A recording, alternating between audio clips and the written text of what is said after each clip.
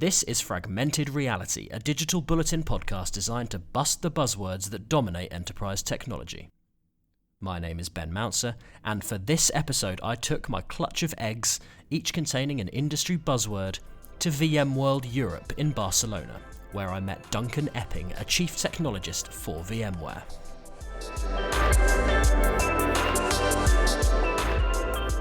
Okay, Duncan, shall we crack open our first egg? So if you'd like to dip your hand into the bag. Sure, sounds good to me. And we'll see what hatches from this particular... Let's see. It's gone for a green one to start us off with. Silos. Silos. Okay, so we're talking about organizational silos rather than data silos. So from your experience of working in technology companies, first of all, are silos still a common problem that you come across? It's very much still a common problem. Yeah. I started working with VMware close to 12 years ago. Yeah. And it was a problem 12 years ago when we started virtualizing physical assets. And I think ever since it has been a problem. And I would say that when we introduced the SDDC, that for the majority of customers was the first real reason to start breaking down those silos. Because with a software-defined data center, now all of a sudden the networking team, the storage team, the compute team, the virtualization layer, they all need to start working together as a single team, basically. So I think for us, it's been more or less natural for VMware to start, try working on breaking down those silos, but it's one of the most complicated things. Yeah, how much of a challenge is it? Because they do tend to naturally just develop, don't they? When you're on that development pathway, silos tend to happen. Yeah, and I think for a lot of organizations, it's also natural to have those silos in place, right? You have 3 guys working mainly on switches, so they are a networking team. Then you have 4 guys working on the storage array. Well, they get a different room, right? Because they all focus on the same thing. So I understand why those silos were created. And back in the days, when we were just doing virtualization, well, you would request a VLAN.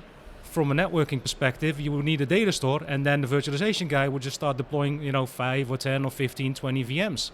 Nowadays, when we start seeing container-based workloads, we're starting to see customers, provisioning 1,000 VMs on a daily basis. The requirements are completely different. You can't just request one data store and just wait for stuff to happen over a course of 6 weeks, right? People need to be more agile, they need to be more flexible. So for us, it has been challenging in a shape or form, but it's mainly because I think people don't like change in general, and especially IT people, because with every single change you introduce in an environment, there's a risk associated with it. So they're kind of risk adverse. However, when we start explaining what the benefit is, when you have these teams that actually work jointly on these different solutions, they can offer new solutions to their customers, right? Because every single customer we have, they have their own customers internally. And what they started to see over the last years is that their customers started to look at other solutions out there, things like native AWS or Google Cloud offerings. Now, the challenge with that, of course, was that they weren't managing those systems, they weren't maintaining those systems, they weren't properly secured, they weren't following any of the compliance or regulations, guidelines, for instance, and the data wasn't secured. So they try to bring that back into their own data centers, and the only way you can do that is by offering a similar agile solution. And the only way you can do that is by combining those teams into a single larger team, and actually have people sitting next to each other and understanding what the challenges are and how you can solve some of those challenges.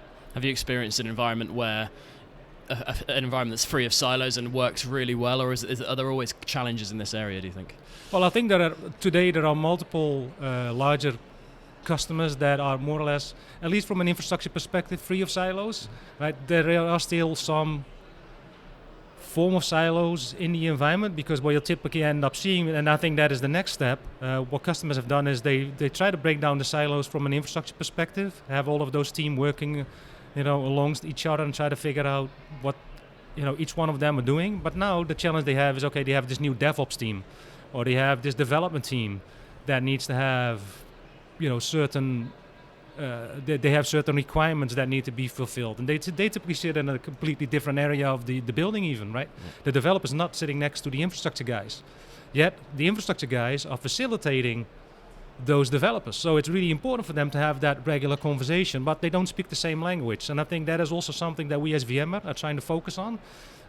Today at the keynote there were a lot of announcements, and yesterday as well, around Tanzu and Project Pacific. And I think what struck me is that they when they were talking about those initiatives, they were mainly talking about enabling the developer. But I think it's also about providing the administrator the tools to talk the same language as the developer, because that's the challenge that they have. The developer comes to you and says, I have this container running MongoDB, and it's doing X, Y, and Z, and I have this particular problem. Now the infrastructure guy looks at his infrastructure and he sees a couple of VMs, and he doesn't know what MongoDB is or what Cassandra is, and he now needs to try to figure out what is happening and why it's happening. And I think one of the major roles that we are playing as a company is, trying to enable the administrators to speak the same language and understand what the developers are doing and why they have certain requirements, and at the same time provide those developers the agile and flexible deployment that they need. So, public APIs available for the developers where they can start deploying their own applications directly on top of our environment. So I think those things are key and are already happening today. It's really interesting, and it's a really complex topic as you've illustrated there, but certainly something to keep an eye on. Should we go for another egg? Should we sure, see what is next from the nest of buzzwords? Let's try a yellow one. Yellow, okay. Unfurling it now, what have we got? Customer centricity. Customer centricity. Okay, this is always an interesting one. Do you think when big organizations, and I'm sure VMware has spoken in these terms before, when big organizations talk about putting the customer at the center of everything and the customer is always right, do you think that is a buzzword, or do you think that is a genuine business strategy and is an achievable thing for companies like VMware to do? Well, I think there's a couple of aspects, of course, right? From a support perspective, when it comes to supporting your customers in terms of using the product, in terms of designing the product, you name it. I think customer centricity is really important. If you look at VMware as a company, I think it's fair to say that for a while we've struggled. We were kind of trying to figure out ourselves how customers were using the product, why they were using the product, and what the benefits were for them. Why do you think that was so much of a struggle? Why do you think that was a hard thing to do? I think it's part of the growth of the company itself, right? We went from a company with a handful of developers to a company of 20,000 plus people, literally over a decade, right? When I joined VMware 12 years ago, there were like 2,000 people. Now there are, or 3,000 people. Now there are 28,000, or close to 28,000. So it just grew at a insane pace, and I think when you grow at that pace, at some point in time, it's very difficult to keep on having the same level of conversations with customers, and to keep, well, of course you try to keep them central, but you can't have the same level of conversation anymore. You need to focus on particular areas, which makes it challenging and may make it appear to certain customers that you don't have them as the center of your attention. Yet you do have them at the center of attention, but when you have 500,000 customers, you can't talk to all of them. Yeah. So I do think it's really important. And I think it's a big focus for us, but I think it's a big focus for enterprise and consumer companies in general, to be honest. And you need to. The biggest challenge I think everyone faces today is that there's so much competition in this world. If you don't listen to your customers, someone else will, and someone else will take over. And I think the reason that we as VMware have been successful is, first of all, we had a unique product. We listened very carefully to what customers were looking for. And yes, we may not have always hit that mark, but like I said, you can't talk to all customers of all sizes and satisfy them all. But we have been trying really hard, and if you look at what we've been doing today, what we've announced over the last couple of days, but also what we've done over the past years, right? We've made a lot of improvements in our platform to ensure that customers are happy and will remain happy in the foreseeing future. So I think what you're trying to say is obviously customers are central, but to base everything around the needs and desires of the customers isn't really possible, is it? You have to look at other things as well.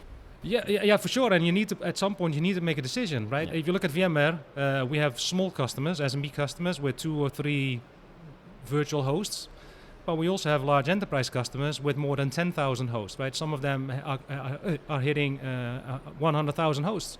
Now, surely the enterprise guy with 100,000 hosts has different challenges than the guy with 2 or 3 hosts. Can we cater for both? Well, sometimes that is challenging. Of course, we try to, but you may not always succeed. And I think key for every single person working for a company that is trying to have the customer at the center of everything, is trying to figure out what that middle ground is. Mm-hmm. Can I cater for both the larger customer as well as the smaller customer? It's challenging, but you will need to, because there's too much competition not to. Fantastic. Should we have our third egg? Sure. We've had a pink one, did we? And a yellow one? No, green and yellow. Yes, let's try the pink. What treat is going to emerge? Future of work. Future of work. How would you define future of work? What comes to your mind when you hear that phrase? I think it's an interesting one, because I was just talking to our augmented reality and virtual reality team. Okay. And I just had a conversation about machine learning and artificial intelligence, and I do think they fit perfectly with the future of work, especially when you think about those new technologies and how they can potentially change the way that we are doing business, or people will have to work in the future. Just to give an example, I was just talking to the VR and the AR team, and they were explaining to me how they were building a platform that allows larger corporations that need to train their employees to leverage virtual reality to do that. So not only will they be using virtual reality to train their employees, so they wear those virtual reality goggles, and they can actually go through the exercise of, for instance, assembling a server, but at the same time, they could also use augmented reality and wear those glasses in a factory while they are assembling and get tips and hints how they can do certain tasks faster. Also, what they potentially could do is analyze the data that comes from all of those different glasses and try to figure out, hey, why is Joan twice as fast as Bill, for instance, right? All of those different things are possible and may change the way that we will work in the future. What impact do you think that will have on people? So you've explained well the technology development that will impact the future of work, but obviously the workforce is changing as well, isn't it? And the way people work is changing. Yeah, that's an interesting question, and I actually had a conversation with someone recently, because when you look at ML and AI, and it's being brought up by people, I think everyone is nervous about their job, and I think it's fair to say that when you look at these factory lines, more and more is being automated, but that has been happening for centuries, right? I mean, 100 years ago, we had a person walking around in the street just lighting up those street lights every single evening. Now it happens automatically. It's not like that person completely disappeared. Well, the role disappeared, but there's another new roles emerged. A new role that emerged, right? And I think that's going to happen, when it comes to all of these enhancements and advancements in terms of technology as well. Other roles will pop up, other opportunities will pop up. And we've seen the same thing closer to home, right, in the data center. When we started virtualizing storage, the storage administrator said, okay, what should I be doing now? Same with networking. When we virtualize networking, what should we be doing now when we have a virtualized network solution? The virtualization team takes care of it. Well, it just doesn't mean that you're not needed anymore. It just means you may need to shift over into a different direction. You have the opportunity to learn new technology, to get into a different area and focus on something else. So I think many more roles and jobs and opportunities will be created as a result of the technology that we are building, then will disappear over time. Do you think the route to that future is going to be a bit of a challenging one though, because obviously the skills that people need probably aren't in place yet, and it's going to be a rocky road, isn't it, to get to a point where you've got a future workforce that is skilled in the technologies that are in place? Yeah, I think that's a very valid point. I also think that is something that has happened over the past 20 years. When I started my career, there were hardly any IT administrators out there. I was probably one of the first people that had an education that had something to do with IT. Right? Before that, it was all people focusing on factory automation and those types of things. And then all of a sudden, we need to have this person called IT administrator, and it didn't exist. So we had people, that came from an administrative background, and they had some affinity with working with computers, so they became the administrator within that environment. And I think the same is going to happen with these new types of technologies. We're always starting to see new roles like data scientists, for instance. They didn't exist 5 years ago, and these are people that have an affinity with data, with numbers, that are curious and may have a scientific background, so they gravitate towards that. So I definitely think it's going to be a challenge, and I think for the educational system it's going to be a biggest challenge to try to figure out what they should be catering for, because they're always 2-3 steps behind, right? When I went to school, they taught me Pascal programming, right? As soon as I left school, no one used it anymore.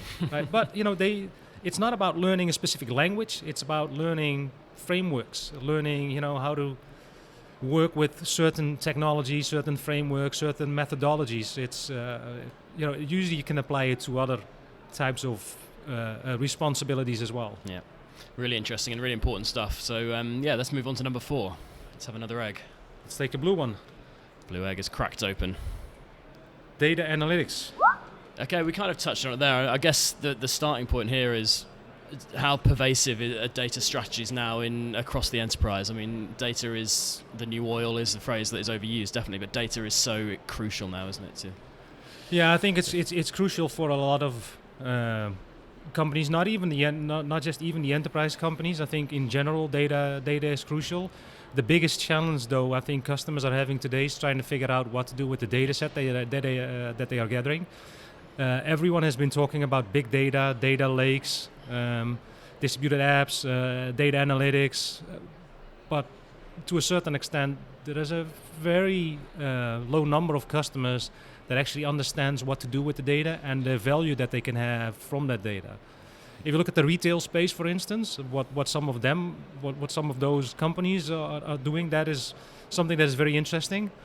Some of the retailers, for instance, they have cameras throughout the store and tracking the behavior of customers so that they can position the products in a specific way so that it increases the chance of a particular product being bought in the store. They're also tracking customers to see if customers are potentially stealing products, for instance. So there are different ways of doing something smart with data. I just had a conversation, which I think is interesting, with a company that works on autonomous vehicles.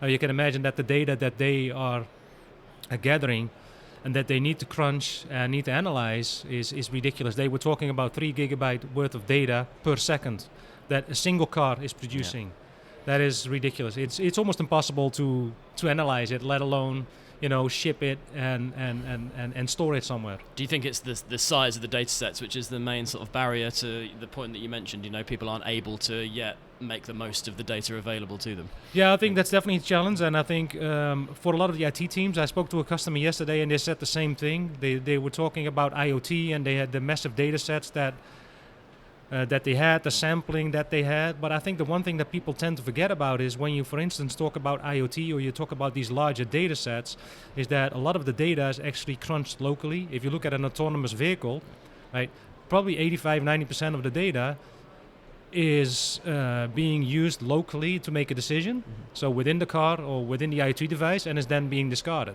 There's a limited data set being sent over to a main central location. If you would need to ship all of the data that is being produced by a single device, it's probably going to take longer than it's going to take too long to ship the data before the new data set is or the new data set is going to be available before you have shipped the most recent data. So I don't think that is a viable option in most cases. So what we've seen as VMware is that when we talk to customers about things like data analytics, IoT, is we try to classify things. Are we talking about Internet of Things devices? Are we talking about the edge location where we gather some of the data? Or are we talking about the central data center that is now gathering all of or a subset of the data from all of the different edge locations, which holds all of the data from all of the different IoT devices, and are we crunching that in a central location? So there are different layers that come into play, which also makes it I think it's a very challenging discussion to have. Do you think the phrase data analytics is thrown around maybe a bit too much by companies who think that they are using data to their advantage, but haven't really got an actual strategy in place to do it? Yeah, for sure. And I think it's not only by companies that sell certain products and claim they use data analytics to sell those products. It's also being thrown around a lot by the different vendors who claim to have a solution for your data analytics problem. While in reality, they're more doing, data management or focusing on compliancy and not really doing analytics on the data itself. Yeah. Right? There's a difference between trying to figure out if a particular string is being stored within the data, like a credit card number, or actually analyzing the data and trying to come up with new business logic or new opportunities for your business to develop products. I think those are two distinct things, and everyone actually piled them onto a single solution or problem, and everyone apparently has the solution for the problem that the customers have, but I don't think that is the case. Okay. Really interesting topic. Should we move on to another egg? Egg Sure. number 5. It's gone green. Augmented reality. Augmented reality, okay. Now, I think there's been a lot of hype around augmented reality, virtual reality, and mixed reality technologies for a number of years now. Do you think there's a place in enterprise at scale for technologies like AR, or are they more focused towards the consumer market? Yeah, I definitely think there is a space at the... you mentioned earlier about you having conversations with your team. Yeah, exactly. We actually have a team here that purely focuses on AR and VR, and they have it's called the spatial computing zone, and they primarily discuss how they are using spatial computing, so AR and VR, for usually educational purposes. So we have a couple of larger customers that are looking to figure out how they can train their workforce. It could be for the assembly of a server, but in some cases may also be to train the workforce on trying to figure out how to troubleshoot a car engine or maybe even a jet engine, right? You can imagine that if you have people working on a jet engine and they make certain mistakes, that the mistake is going to be extremely costly and riskful as well, of course, right? There's a risk associated with the mistakes that are being made. So they use these types of technologies to ensure that they can train their engineers not only on the current version, but potentially also on the next version or the version after that people are working on. So I do think there's a real play here. I also do still think that we're at the start of it. I mean, when I first look at virtual reality, it's probably 1996, and people said, "Oh, this is going to be the next big thing." It took at least another 20 years, right, before we actually got started, and that mainly had to do with the lack of compute power. The technology that we had back then, from a resolution perspective, usability perspective, wasn't really at the level that people expected it to be, right? Yeah. It was such a low resolution that you would get motion sick within 3 minutes. These days, we have people walking around with a headset, for 2-3 hours without getting motion sick. So I do think there's definitely a place in it. What it will be is something that, I think still needs to be figured out. But I guess cost is a big problem as well, isn't it? It's an expensive technology. Right now, depending of course on the technology they are buying, can be expensive. Yeah. Some of the headsets, go for as little as 200-300 euros. If you look at the Oculus solution, for instance, they have something that starts at 300 euros. But there are also headsets that will cost 2,500. And it's not just the headset where it stops, and I think that's what people tend to forget. You also need to have an application.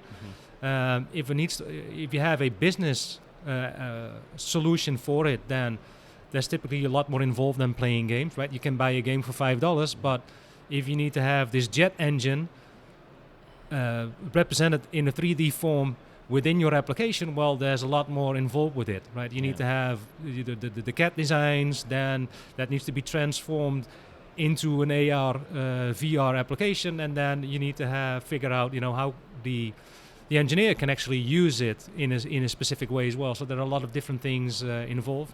I can tell you that a lot of companies are heavily investing in it. If you look at Facebook, for instance, there's a reason they bought Oculus, and if you look at the investments that they are doing from a hardware and software perspective, it's ridiculous.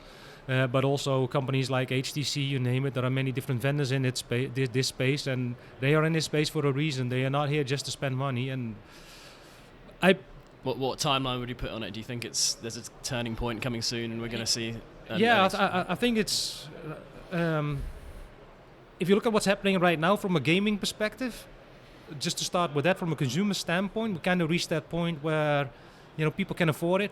2 years ago, it was still relatively expensive, $1,500, $2,000. Now we can start at $200-$300, which usually means that we'll start seeing people getting interested in the technology from an enterprise perspective and trying to figure out how they can apply it to their own workforce. And that is something that we are now starting to see customers getting interested in. I suspect 2 to 3 years that it will be more common.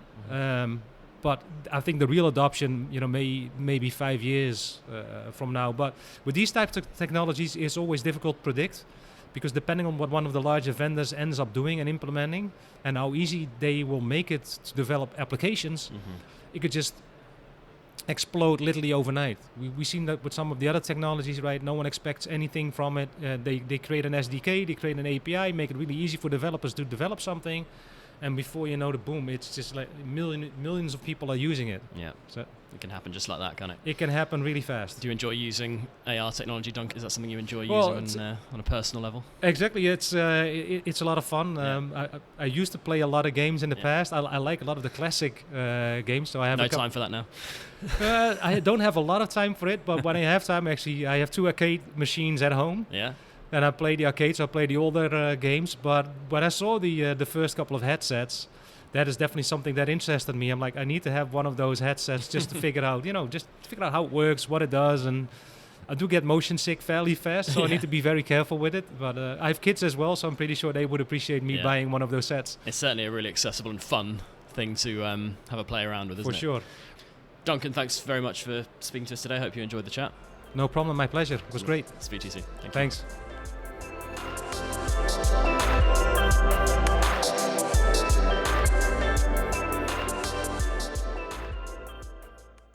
Power up your day with the Bulletin Brief, the latest news, insights and opinion delivered straight to your inbox. Subscribe now at digitalbullet.in.